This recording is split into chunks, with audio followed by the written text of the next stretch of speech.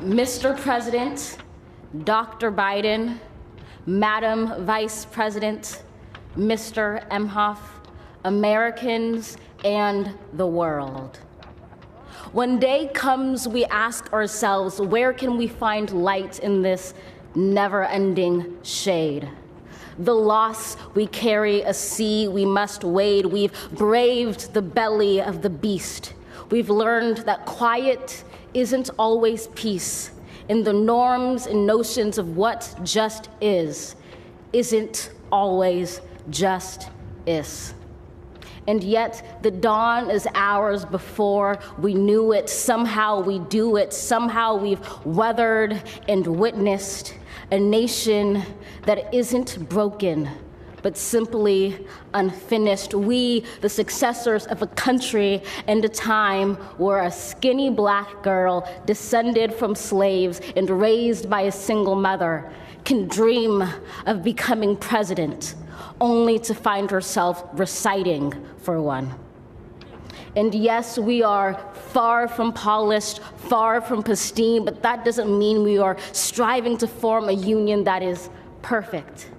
We are striving to forge our union with purpose, to compose a country committed to all cultures, colors, characters, and conditions of man.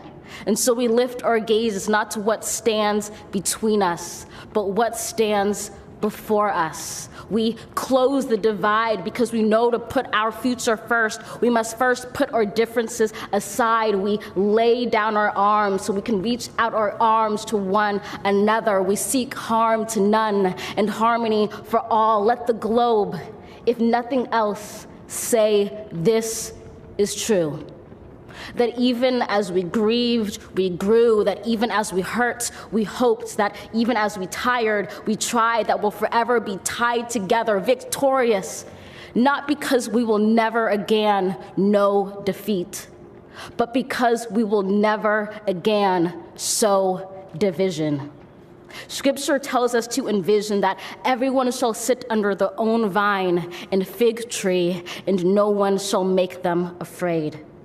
If we're to live up to our own time, then victory won't lie in the blade, but in all the bridges we've made. That is the promised glade, the hill we climb, if only we dare it, because being American is more than a pride we inherit. It's the past we step into and how we repair it. We've seen a force that would shatter our nation rather than share it, would destroy our country if it meant delaying democracy. And this effort very nearly succeeded. But while democracy can be periodically delayed, it can never be permanently defeated. In this truth, in this faith we trust, for while we have our eyes on the future, history has its eyes on us. This is the era of just redemption. We feared it at its inception. We did not feel prepared to be the heirs of such a terrifying hour, but within it we found the power to author a new chapter, to offer hope and laughter to ourselves. So, while once we asked, how could we possibly prevail over catastrophe?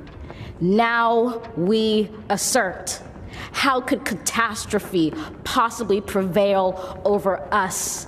We will not march back to what was, but move to what shall be, a country that is bruised but whole, benevolent but bold, fierce and free. We will not be turned around or interrupted by intimidation, because we know our inaction and inertia will be the inheritance of the next generation. Our blunders become their burdens, but one thing is certain.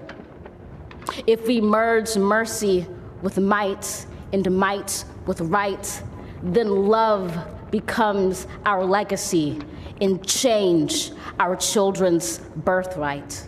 So let us leave behind a country better than the one we were left. With every breath from my bronze-pounded chest, we will raise this wounded world into a wondrous one. We will rise from the gold-limbed hills of the West. We will rise from the windswept Northeast, where our forefathers first realized revolution. We will rise from the lake-rimmed cities of the Midwestern states. We will rise from the sun-baked South. We will rebuild, reconcile, and recover in every known nook of our nation, in every corner called our country. Our people, diverse and beautiful, will emerge battered and beautiful. When day comes, we step out of the shade, aflame and unafraid. The new dawn blooms as we free it. For there is always light, if only we're brave enough to see it, if only we're brave enough to be it.